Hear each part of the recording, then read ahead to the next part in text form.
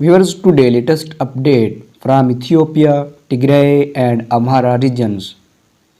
Well, Tigray government is coming under criticism while the region is under continuous siege. Tigray government in its statements keeps on blaming the Ethiopian federal government for a humanitarian crisis in Tigray. But resentment is on the rise against Tigray government officials too. It was November 2020 when Ethiopian federal, regional and Eritrean forces laid siege to the Tigray region.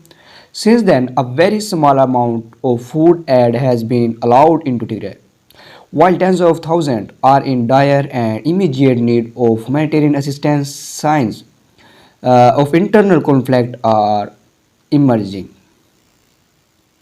Several incidents of high-handedness by Tigray Defense Forces led Tigray government officials are being reported. Lower level government officials are involved in extortion and embezzlement. The distribution of food aid in neither speedy nor just. Locals are calling for a fast and transparent mechanism of aid distribution. Tigray Defense Forces, Tigray government, a letter is being shared to show the plight of some arrested Tigrayans. The letter was written by a judge ordering the release of a detained, but he was released after a delay of 3 months. Apart from accountability, rule of law is another challenge due to worsening living condition. Crimes against property are on the rise. Cattle theft is being reported in rural areas. Opposition parties, which are supposed to speak on behalf of people in trouble, are either sitting while the government or want a new interim government in Tigray and split with Ethiopia.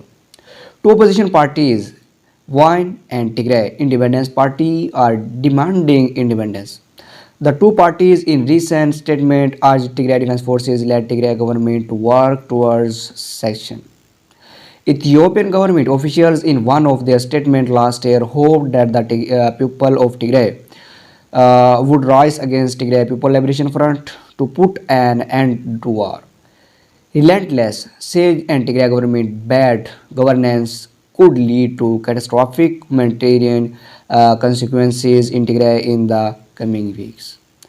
On the other hand, after Tigray, Amhara is the worst hit region due to the ongoing Tigray conflict. The infrastructure damage suffered by the region is only the tip of the iceberg. After Tigray People Liberation Front was ousted from Addis Ababa in 2018, the Amhara Oromo Alliance, along with other regional parties, Farm Prosperity Party, a TPLF-led EPRDF alliance, which ruled Ethiopia from 1991 to 2018, was dismantled. New Prime Minister Abiy Ahmed, though from Oromia, was seen as a close ally of Prosperity Party leader from the Amhara region.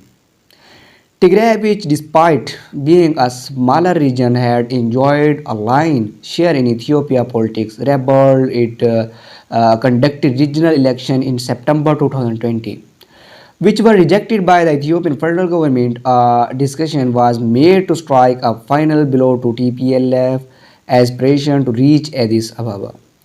Ethiopian federal and regional forces launched a military offensive on Tigray in November 2020 hours after Tigray forces stormed Ethiopian Northern Command bases situated in Tigray.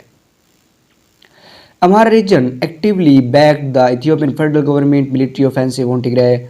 It wanted to take back disputed territories in southern and western parts of Tigray. By December 2020, Amhara region forces had taken control of disputed southern and western Tigray. Tigray political and military light and had been pushed into mountains. Everything seemed going according to the plan until Tigray forces started a counter-offensive on the Amhara region in July last year. Amhara regional forces had to withdraw from Koram, Alamata, and other main towns of southern Tigray. Western Tigray is under tight Amhara control party owing the presence of the Eritrean military supporting Amhara soldiers there. Tigray forces retreated from the Amhara region in the December last year. What Tigray forces left in the Amhara region can be summed up in three words: death, displacement, and destruction. Hundreds were killed and thousands displaced during TDF military offensive on Amhara. Schools, hospitals, and government buildings were damaged and looted. Tigray has been under siege by federal and regional forces since the start of this conflict. During the retreat, Tigray forces tried their level best to take as much as they could from the Amhara region. Most of the displaced Amhara civilians have returned to their homes, but according to Amhara government estimates, it would take several years to complete the process of rehabilitation and reconstruction. The region is gripped by international security challenges to the regional forces are facing resistance in their efforts to control Fano militia. Fano militia claims to have played the most important role in pushing Tigray forces out of the region. The militia, which consists of several loosely organized armed groups, is resisting government efforts of disarmament. Several found militia members have been killed in shootouts with security forces in recent days. Tigray forces are still in control of some areas in Wag, Amhara, and North Gondar zone of the Amhara region. Western Tigray, the only territorial gain of Amhara region, is in jeopardy. Tigray forces want to take back this western part to open a corridor with Sudan, while indirect talks are underway between Tigray regional and the Ethiopian federal government. Tigray forces have stepped up new requirement. Military preparation are in full swing. In case of failure of talks, a deadly battle for the control of Western Tigray is on the cards.